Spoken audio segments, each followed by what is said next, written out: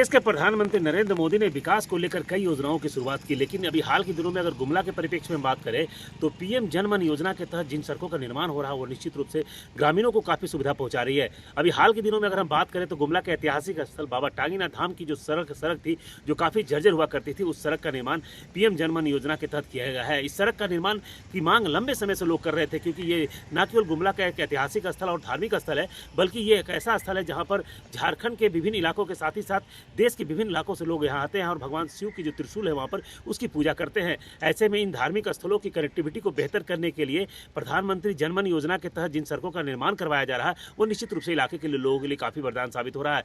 जिले के लोग भी मानते हैं कि निश्चित रूप से ये प्रधानमंत्री ने इस योजना को लाकर इस इलाके के विकास को लेकर एक मील का पत्थर साबित किया है, जिसके कारण कई सड़कों का निर्माण हो रहा है, जिससे लोगों को काफ़ी सुविधा मिलती हुई नजर आ रही है।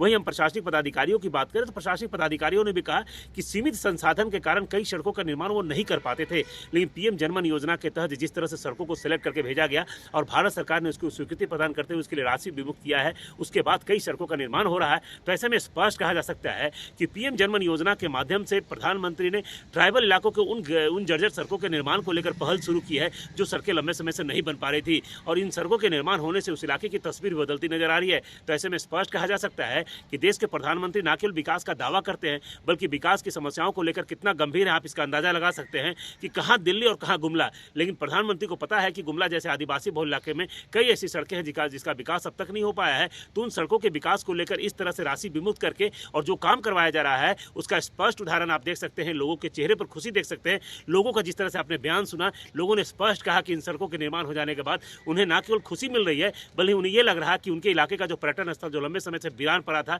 जहां लोग नहीं आ पाते थे, अब वहां पर लोग आना जाना बढ़ जाएगा। टांगीनाथ का रोड पहले जर्जर था तो लोग का आवागमन कम था।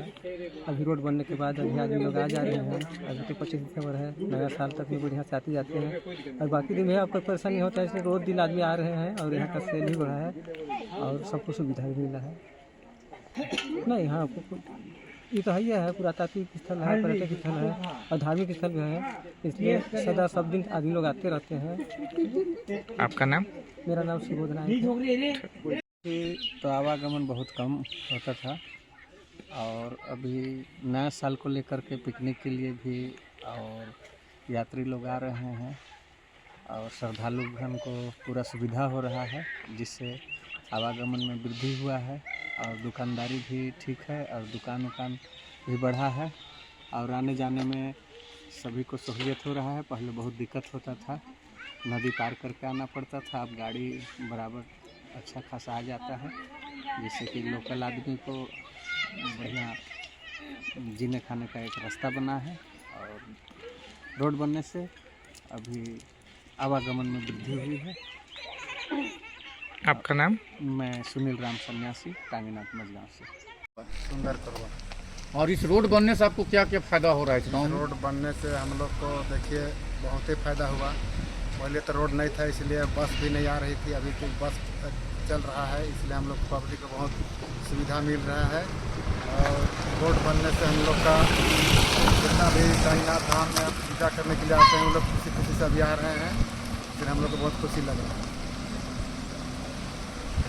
निर्माण कार्य किया जा रहा है, उसी में टांगीनाथ धाम का सड़क बन गया। हमने जाकर देखा, लोगों में काफ़ी खुशी थी। क्या लगता है सर, पीएम जनमन योजना के तहत जो योजनाएं ली जा रही है उसकी प्रायोरिटी क्या रहती है, क्या प्राथमिकता रहती है, और इन योजनाओं के आने के बाद प्रशासन कैसा राहत महसूस कर रहा है? देखिए, पीएम जनमन जो योजना है वो स्पेसिफिकली जो हमारे पर्टिकुलरली वल्नरेबल ट्राइबल ग्रुप्स हैं, जो विशेष रूप से संवेदनशील जो जनजातीय समूह हैं, जो 5 हमारे गुमला में हैं, बिरिजिया, आसूर, कोरवा, पढ़ैया और बिरहोर, केवल उनके लिए ये योजना सरकार ने लॉन्च की है और इसमें राज्य सरकार का भी योगदान है और केंद्र सरकार का भी योगदान है, दोनों मिलकर सेंट्रली स्पॉन्सर्ड स्कीम है। तो इससे वर्तमान में 23 सड़कों पे निर्माण कार्य या तो शुरू हो गया है या अगले एक आध सप्ताह में शुरू हो जाएगा, और 11 ऐसे रोड्स हैं जिनकी स्वीकृति हमें मिल गई है, जिसमें बहुत ही गंभीर मामले जो बहुत दिनों से चले आ रहे थे, जैसे हाड़ूप और जालिम को जो कनेक्ट करने वाली सड़क है सिरका से, वो रोड भी शामिल है। तो ये 11 रोड्स का भी काम जल्दी ही अगले 1 महीने या 1.5 महीने में शुरू होने की हम लोगों को उम्मीद है। तो ये एक रोड कनेक्टिविटी जो है, क्या है कि आप सभी जानते हैं कि पीवीटीजी एरिया जो है बहुत स्कैटर्ड होते हैं और बहुत छोटे छोटे टोलों में ये लोग निवास करते हैं।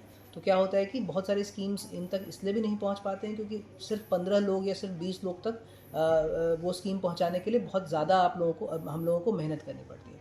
तो पीएम जनमन जो है ये बिल्कुल फोकस्ड है पीवीटीजीएस के लिए। तो जैसा आप देख रहे हैं रोड्स का निर्माण का कार्य शुरू हो गया है, और सिर्फ रोड्स ही नहीं, जो पानी का भी पाइप वाटर सभी घरों को जो देने हैं उनका भी बहुत ज़ोर शोर से काम चल रहा है। और 176 ऐसे हम लोगों ने टोले आइडेंटिफाई किए हैं जहाँ जेजेएम से नहीं पहुँच पाया है पानी अभी तक, उन पे भी काम शुरू हो गया है। और मुझे लगता है कि हम लोग फरवरी एंड से पहले उन सभी टोलों को कनेक्ट कर देंगे। तो इसी प्रकार से जितने भी कंपोनेंट हैं, आपको पता होगा गुमला जिला पहला जिला है जो 100% सिकल सेल पीवीटीजीएस के लिए स्क्रीनिंग कर चुका है।